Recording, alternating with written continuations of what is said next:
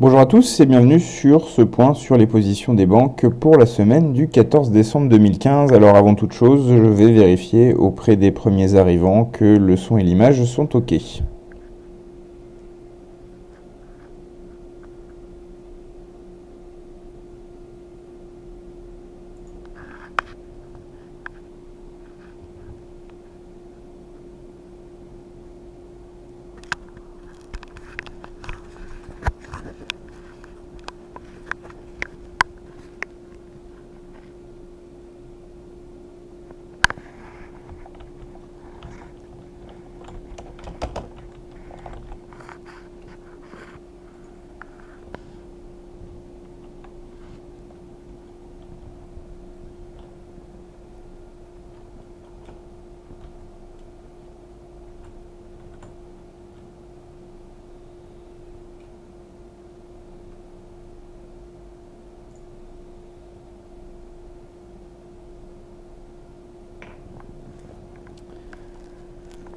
Alors, on me parle de son étouffé, je vais aller voir dans les réglages, mais visiblement, vous m'entendez au moins.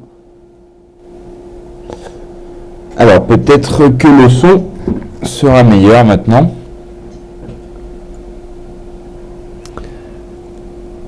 Voilà. Alors, on va pouvoir donc démarrer ce point sur les positions des banques pour la semaine du 14 décembre. C'est la semaine de la hausse des taux de la Fed.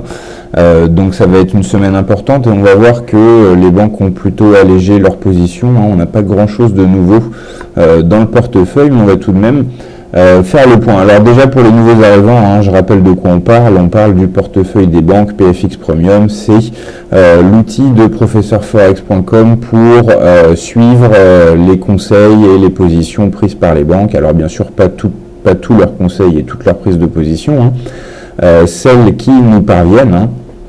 Et donc on compile tout ça dans des portefeuilles avec les positions en cours et les positions en attente, avec des positions qui sont surtout des conseils de swing trading et de moyen terme.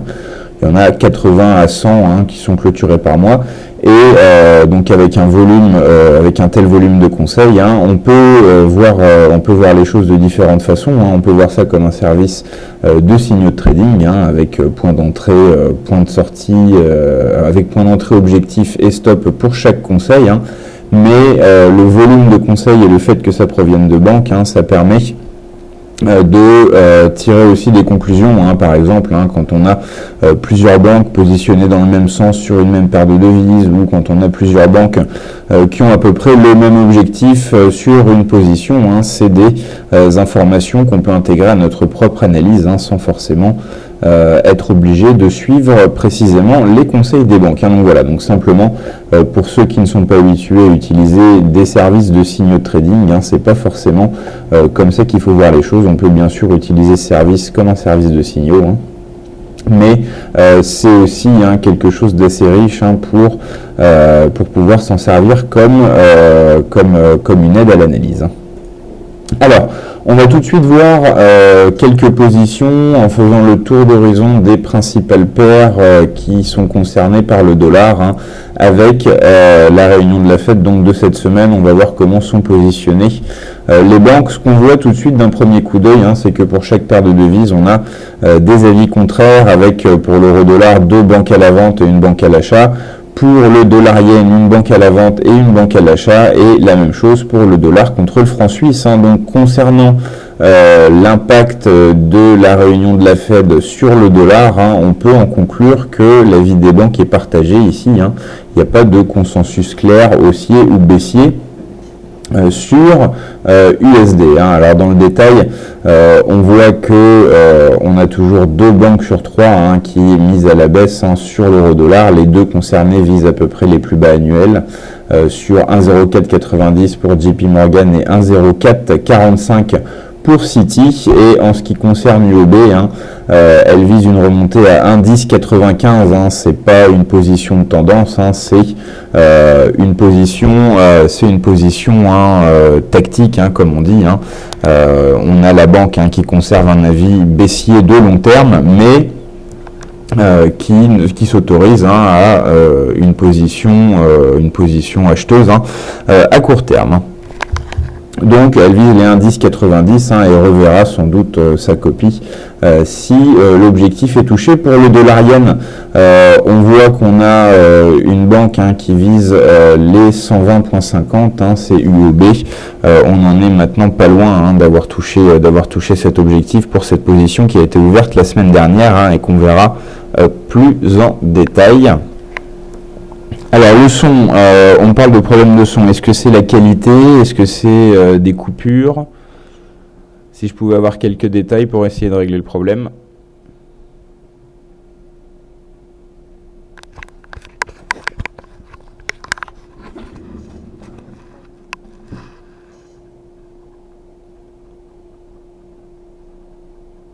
Alors est-ce que ce serait mieux le son maintenant?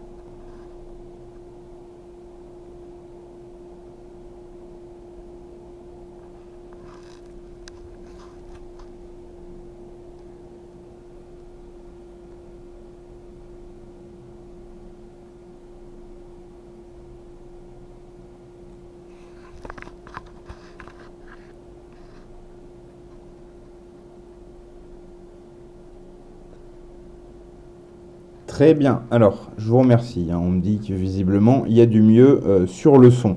Donc on parlait du dollar yen avec UOB qui n'est pas loin de toucher l'objectif de sa position vendeuse sur le dollar yen à 120,50 et on a Citi qui au contraire est elle positionnée à l'achat avec un objectif à 125. C'est pour l'une une position qui date de la semaine dernière, UOB, et qu'on verra donc un peu plus en détail plus tard dans cette intervention. Pour le dollar contre le franc suisse, on voit que les deux positions datent de la semaine dernière, Crédit Suisse et Crédit Agricole, qui ont pris à peu près position sur le même seuil, 0,9875 pour le Crédit Suisse et 0,9877 pour le Crédit Agricole.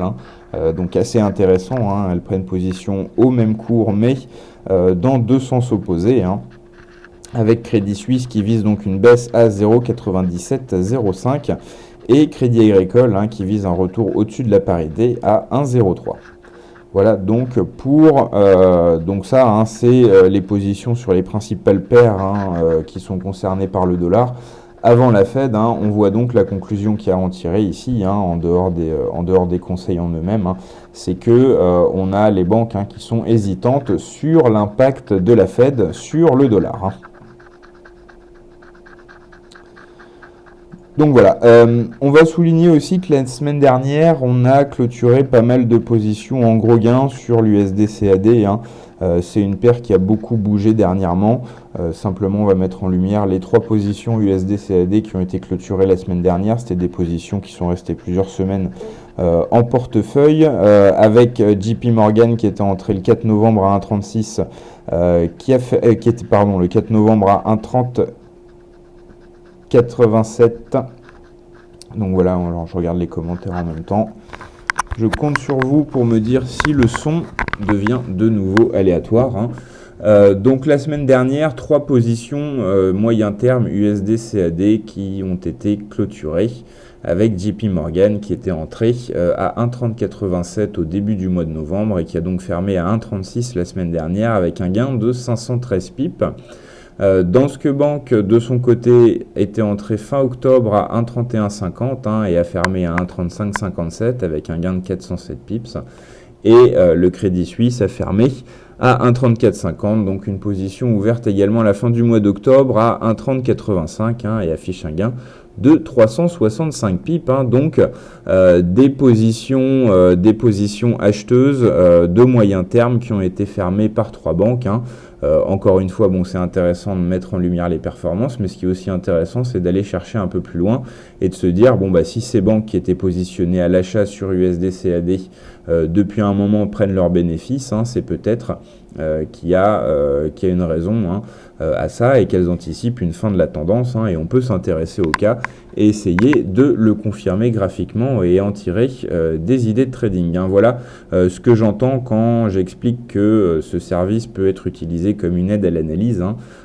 On peut déduire des choses comme ça. Hein. Il ne faut pas oublier que que les conseils viennent de plus de 10-12 banques. Hein. Donc on a quand même assez de données pour dresser des consensus. Hein. Et quand on a 10-12 analyses de 10-12 banques différentes qui ont des avis qui convergent, on peut essayer de s'en servir dans sa propre analyse. Hein. Ça permet d'attirer notre attention sur des points intéressants. On va maintenant passer sur les graphiques. Alors on a eu une seule position qui a été ouverte aujourd'hui dans le portefeuille des banques. Hein. Théoriquement, lors de cette intervention, on passe en revue les positions qui ont été ouvertes le matin. Là donc on n'a pas eu d'ouverture de position ce matin à part pour NZD/USD. Donc on va passer en revue également des positions qui ont été ouvertes la semaine dernière. On va passer donc sur les graphiques. Alors, je vais reprendre de mon côté les positions.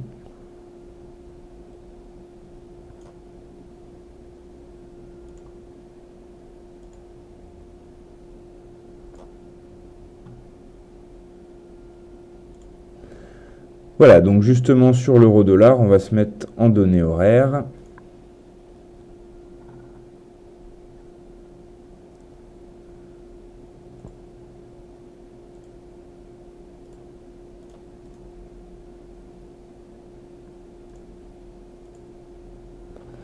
Voilà donc avec JP Morgan qui est entré le 9 décembre à la vente à 1,0923. Donc on va pointer le seuil.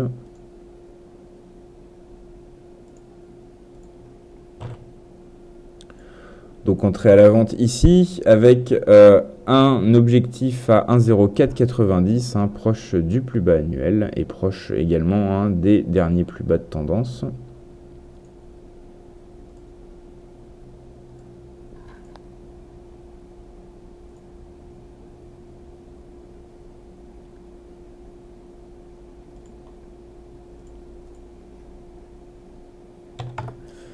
Et le stop est à 1,1130.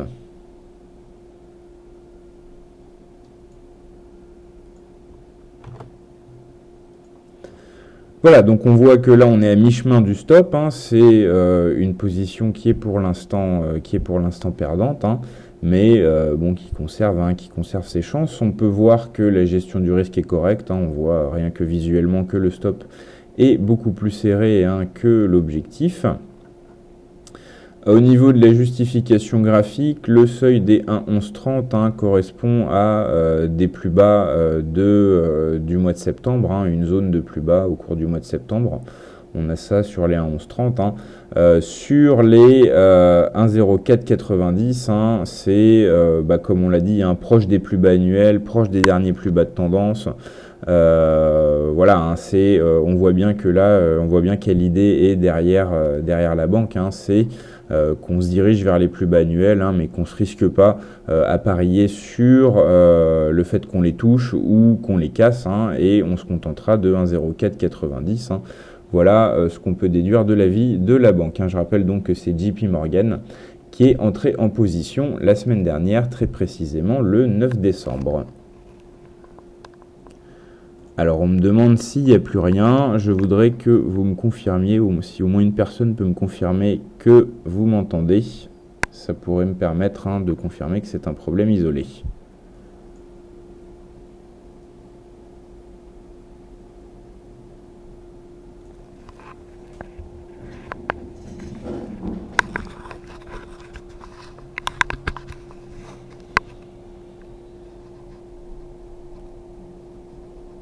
Alors, est-ce que vous recevez le son ?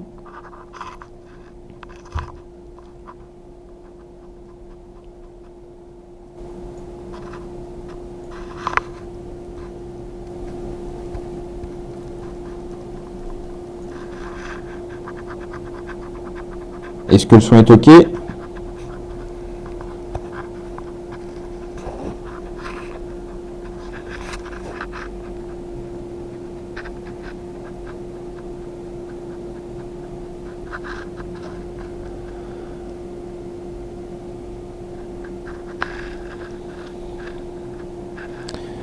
Alors on me dit que le son s'en va, hein. Est-ce que vous avez des précisions? Est-ce que quand il s'en va pas, la qualité est correcte? Ok, bon, on me dit, j'ai des commentaires qui me disent que le son est est ok, hein. Oui, alors on me donne des conseils, hein, sur la position de la bouche par rapport au micro. Non, c'est quelque chose de plus technique que ça, visiblement, les problèmes, hein.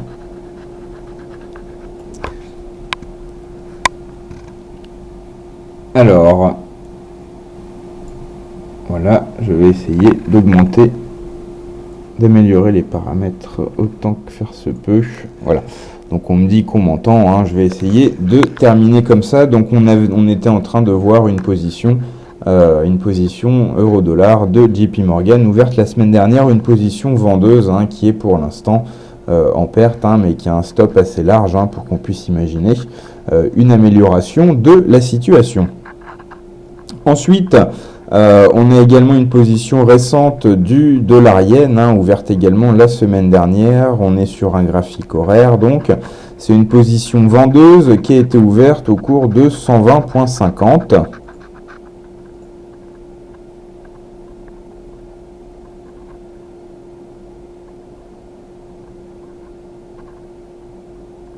Pardon, c'est l'objectif qui est à 120,50, hein.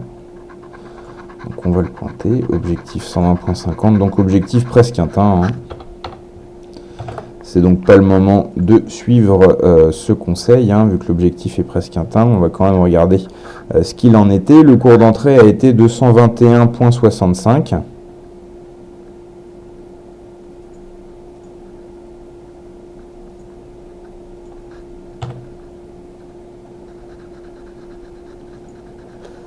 Voilà, et le stop était de 122,45.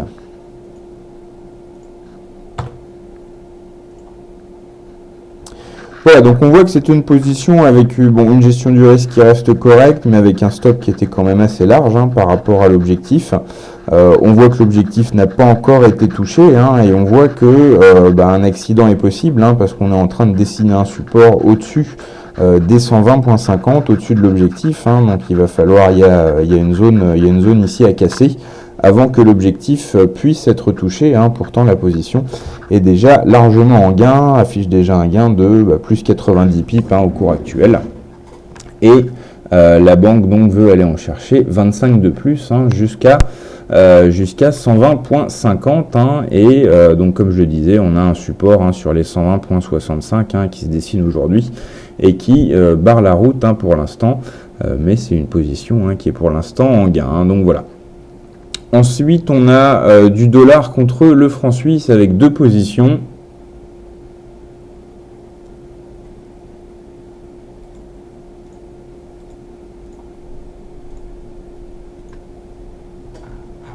Voilà, donc nous voilà devant un graphique horaire. Deux positions. La première, une vente de Crédit Suisse qui a été ouverte à 0,9875.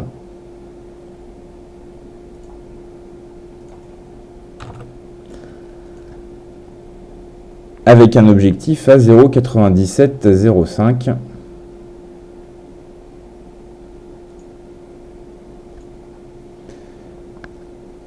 Et un stop à 99,50.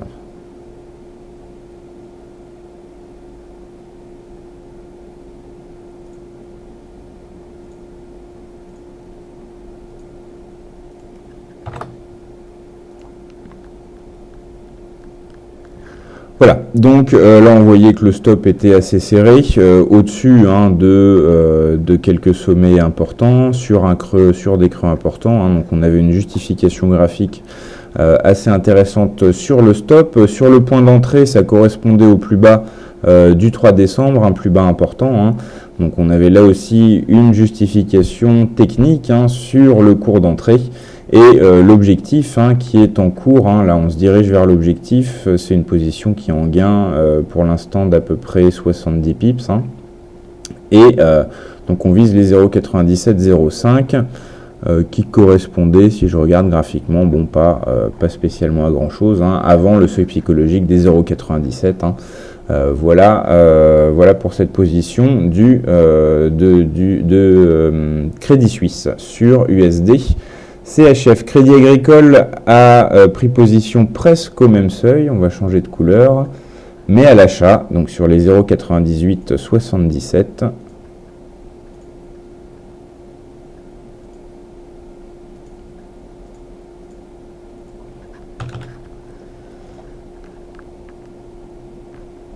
Avec un objectif à 1,03.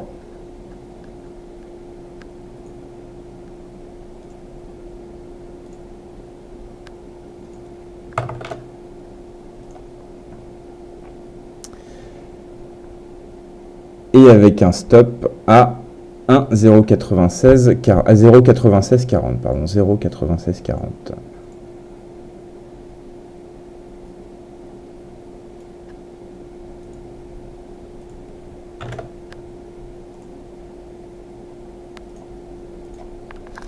Voilà, donc là on a deux avis divergents. On voit que le stop est plus serré également que l'objectif sur la position acheteuse du Crédit Agricole. Il y en a une qui est à court terme et l'autre qui est à moyen terme. La vente de Crédit Suisse est la première qu'on a vue, c'est une position de court terme, et l'achat de Crédit Agricole, c'est une position de moyen terme. Donc pour l'instant, on en a une qui se déroule bien, c'est la vente, et l'achat qui est perdante, mais rien n'est joué encore. On a des objectifs et des stops qui sont assez larges pour qu'on puisse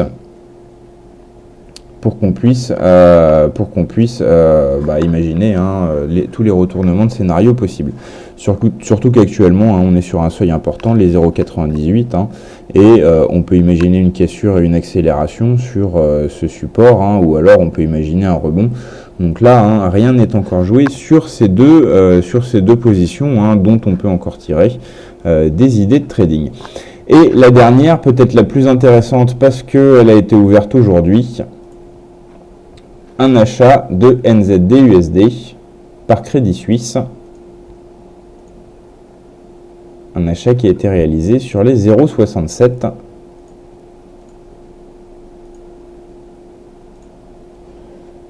Avec un objectif à 68,65.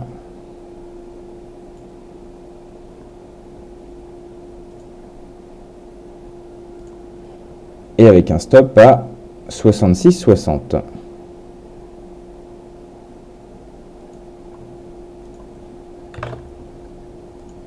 Voilà, donc un stop assez serré, qui correspond graphiquement à plusieurs sommets et creux importants.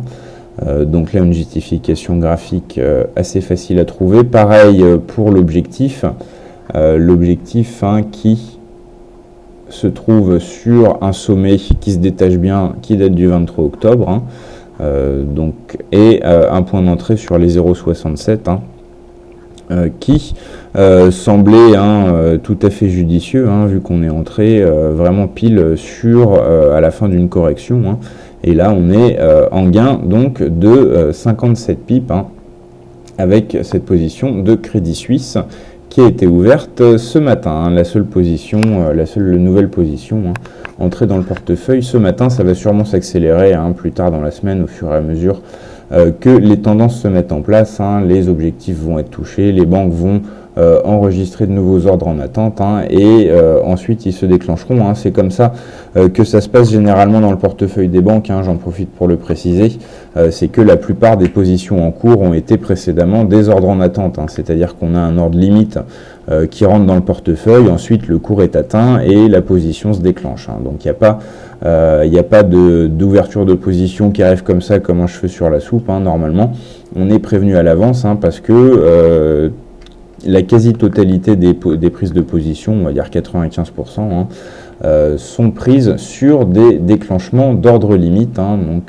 avec des seuils sur lesquels on a donc prévu d'entrer à l'achat ou à la vente. Et ça, c'est des informations qui se trouvent dans le tableau des positions en attente. On a les positions en attente, donc les ordres limites, et les positions en cours, celles qui sont les ordres limites qui ont été déclenchés.